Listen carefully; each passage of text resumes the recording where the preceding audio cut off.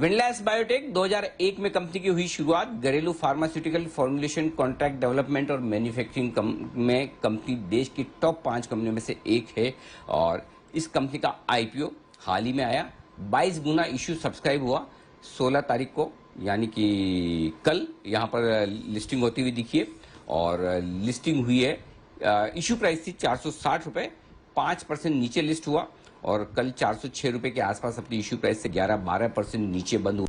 ये 405 तक का लो बनाया था, आज हल्के हरे निशान में है, यानी कि 400 रुपए का होल्ड इश्यू की लिस्टिंग के बाद कर रहा है, लेकिन फिर भी अपनी इश्यू प्राइस से लगभग 10% नीचे। जबरदस्त रेस्पॉन्स मिला था। क्यूआईबी कैटेगरी में 24 गुना, एचएनआई कैटेगरी में 15-16 गुना, रिटेल इन्वेस्टर्स ने 24 गुना इश्यू को भरा, यानी कि तीनों ही कैटेगरी में रेस्पॉन्स तगड़ा आता हुआ दिखा। आइए बात करते हैं टॉप मैनेजमेंट से। हितेश विनलेस साहब हमारे साथ कार्यक्रम में शामिल हो रहे हैं, मैनेजिंग डायरेक्टर। हितेश जी आईआईटी बीएचयू से सेरामिक्स इंजीनियरिंग में बैचलर्स की डिग्री ले चुके हैं। जॉर्जिया इंस्टीट्यूट से भी उन्होंने मास्टर्स की डिग्री ली है। शिकागो में भी काफी अच्छी खासी पढ़ाई की है, मास्टर्स की डिग्री वहां से लेकर आए हैं। लंबा चौड़ा अनुभव है, 13 साल से ज्यादा का मैनेजमेंट स्पेस में और 30 अप्रैल 2020 से इस कंपनी के मैनेजिंग डायरेक्टर हैं। हितेश जी बहुत बहुत स्वागत है आपका, धन्यवाद। सबसे पहला सवाल तो ये लेना चाहता हूँ, हम भी थोड़े से सरप्राइज्ड हैं और आई एम श्योर आप भी सरप्राइज या फिर शॉक्ड होंगे कि इतना अच्छा रिस्पॉन्स मिला इश्यू को। क्यूआईबी कैटेगरी में 24 गुना भरा है। इश्यू के वक्त सारे के सारे इन्वेस्टर्स खरीदने को तैयार है, लाइन लगाकर इश्यू 22 गुना भरा और लिस्टिंग के दिन सब गायब। ऐसा क्यों? कुछ समझ में आया, कुछ पता चला, कुछ आपको अंदाजा है ऐसा क्यों हुआ है? नहीं अनिल जी, हम भी थोड़ा सा सरप्राइज ही हैं इसके बारे में, क्योंकि जिस तरह का रिस्पांस इंस्टीट्यूशनल इन्वेस्टर्स और सभी से आया, तो एक वो था। But as you know, as management हम लोग ना तो एक्सपर्टीज है स्टॉक प्राइस के ऊपर, बट मैं इतना कह सकता हूँ कि लास्ट 10 दिन में फंडामेंटल्स ऑफ द कंपनी में कोई चेंज नहीं है। We have been, our plans are intact, we are doing, we are one of the strongest in CDMO sector in India. Pharma story is also very very strong in India. तो इसका explanation मेरे पास नहीं है। नहीं, ठीक बात है, fair enough, बिल्कुल। समझ सकता हूँ, आप एमडी हैं, बिजनेस चलाते हैं, बिजनेस की समझ। चलिए आइए उसी पर बात करते हैं, चूंकि एक आमतौर पर उत्सुकता रहती है कि इतनी बढ़िया कंपनी है, इतनी बढ़िया रेस्पॉन्स मिली, तो उम्मीद करते हैं। और कल 4 आईपीओ जो लिस्ट हुए उसमें से शायद एक आपका ही नीचे लिस्ट हुआ है, बट एनीवे चलिए सबसे पहले अब बिजनेस के बारे में बात करते हैं। सर, किस तरह का आउटलुक इस साल का दिख रहा है? क्योंकि आप आईपीओ के पहले फॉरवर्ड लुकिंग स्टेटमेंट नहीं दे सकते, गाइडेंस नहीं दे सकते हैं, किस तरह की कारोबार कंपनी करेगी वो नहीं बता सकते, लेकिन चूंकि अब आप लिस्टेड हैं तो आप अपने दर्शकों को, अपने निवेशकों को बता सकते हैं, या फिर जो लोग ये सोचें कि आईपीओ के बाद स्टॉक नीचे लिस्ट हुआ है, एक मौका है खरीदारी करने का, तो बताएं सर ये वित्त वर्ष कैसा रहेगा आपके लिए? तो अनिल जी, हम जो है, अगर हम पास्ट रिकॉर्ड भी देखें कंपनी का, तो हम लोगों ने मार्केट को थोड़ा आउट परफॉर्म ही किया है। और इस साल भी हमारा जो इंटरनल टारगेट है वो ये है कि मार्केट से हम 3 से 5% बेटर परफॉर्मेंस लेके आए। और जो हमारे कस्टमर्स हैं, हमारी बेसिकली परफॉर्मेंस डिपेंड करती है हमारी कस्टमर्स की ग्रोथ पे, जो कि इंडिया की 7 out of top 10 pharma companies हमारे क्लाइंट्स हैं। और जैसा कि आप हमारे क्लाइंट्स की परफॉर्मेंस भी देख रहे हैं, जो लिस्टेड कंपनीज कंटिन्यूसली रिपोर्ट कर रही हैं, India business is rewarding, is growing, and we are also expecting the same way कि हम लोग भी इसको ग्रो करेंगे। साथ ही साथ हमारा एक बहुत तेजी मोमेंटम है हमारे सेकंड वर्टिकल में, जो ट्रेड जेनरिक्स है। जैसा कि मैंने पिछली दफा थोड़ा जिक्र भी किया था कि ये वर्टिकल हम इंडिया के जो 5.5 से 6.5 लाख गांव और कस्बे हैं, जहाँ पे मेडिकल रेप नहीं होते हैं, ट्रेड जेनरिक्स के थ्रू मेडिसिन वहां पहुंचाई जाती हैं, उस पर फोकस कर रहे हैं। Quality, affordable and accessible medicine की द्वारा अपने ब्रांड्स को, वो भी एक बहुत स्ट्रॉन्ग सेगमेंट है, बहुत स्ट्रॉन्ग फास्ट ग्रोथ हमें पास्ट में भी मिली है और हम उसके लिए भी बहुत अग्रेसिवली आगे जा रहे हैं। और थर्ड है हमारा एक्सपोर्ट्स वर्टिकल, जिसके लिए भी हमारी कई सारी मार्केट ऑथराइजेशंस इन आरओडब्ल्यू मार्केट्स जो एक्सपेक्टेड हैं, उस पर बिजनेस स्टार्ट होगा तो हम डेफिनेटली इस चीज को एक्सीड करेंगे।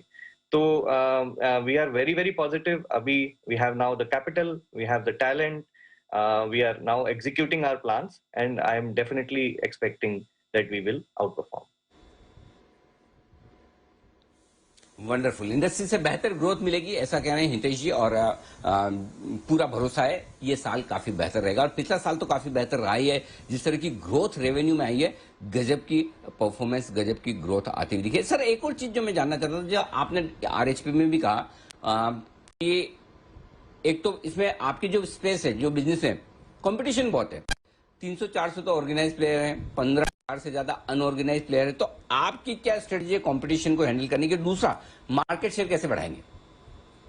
जी, तो अनिल जी देखिए, जो हमारी इंडस्ट्री है उसमें, आउटसोर्सिंग इंडस्ट्री में, फार्मा में दो तरह के प्लेयर हैं।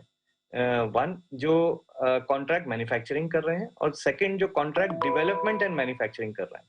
तो विंडलास बायोटेक जो है वो कॉन्ट्रैक्ट डेवलपमेंट एंड मैन्युफैक्चरिंग करती है। तो हम अपने प्रोडक्ट्स को खुद इनोवेट करते हैं, उनकी रेगुलेटरी परमिशन लेके आते हैं और फिर अपने क्लाइंट्स को ऑफर करते हैं। तो हमारा बिजनेस जो है एक सेगमेंट ऑफ आउटसोर्सिंग मार्केट है। ये डेवलपमेंटल कैपेबिलिटीज सबके पास नहीं है। हमारी जो पाइपलाइन है, जो अपकमिंग पेटेंट एक्सपायरी मॉलिक्यूल्स की और वैल्यू एडेड जेनरिक्स की, जिसके थ्रू हम अपने कस्टमर्स के एग्जिस्टिंग ब्रांड्स में न्यू वैल्यू एडिशन करते हैं। जैसे कि फॉर एग्जांपल मैं आपको बताता हूँ कि ओल्डर पेशेंट्स जब एक दवा लेते हैं तो उनके गले में गोली चिपक जाती है, सॉलो नहीं कर पाते हैं, तो हम डिस्पर्सिबल टैबलेट्स बनाते हैं या माउथ च्यूएबल टैबलेट्स बनाते हैं ताकि वो पेशेंट पॉपुलेशन उसे वो कर पाए। तो ये प्रोडक्ट्स हम अपने कस्टमर्स के थ्रू लॉन्च करते हैं और वो अपने डॉक्टर्स और पेशेंट्स को इस तरह से आगे लेके जाते हैं। तो ये इनोवेशन लेड ग्रोथ जो है हमारा बहुत स्ट्रॉन्ग पॉइंट है। आज तक भी हम नए प्रोडक्ट इस तरह से लॉन्च करके लेते आए हैं और इसी के द्वारा हम आगे अपने आप को डिफरेंशिएट करेंगे, मार्केट शेयर भी गेन करेंगे। ओके अच्छा सर, एक आपके आरएचपी में मैंने एक और बात जो पढ़ी, आपकी जो अमेरिका में सब्सिडी कंपनी है, अमेरिका में ये या फिर जो आपकी सब्सिडी कंपनी है, उसको यूएस एफडीए से एक तो वार्निंग लेटर भी मिला हुआ और एक इंपोर्ट अलर्ट भी मिला हुआ है। उसका क्या स्टेटस है? कुछ बता सकते हैं? ये मामला सुलझ गया है? कब तक सुलझेगा? कंपनी क्या प्रयास कर रही है? जी अनिल जी, तो हमारी एक कंपनी जो है प्लांट 4, जो हमारा ये सब्सिडरी थी पहले और अब वो part of the same company है, विंडलास बायोटेक प्लांट 4। ये इसमें इंपोर्ट अलर्ट लगा हुआ है।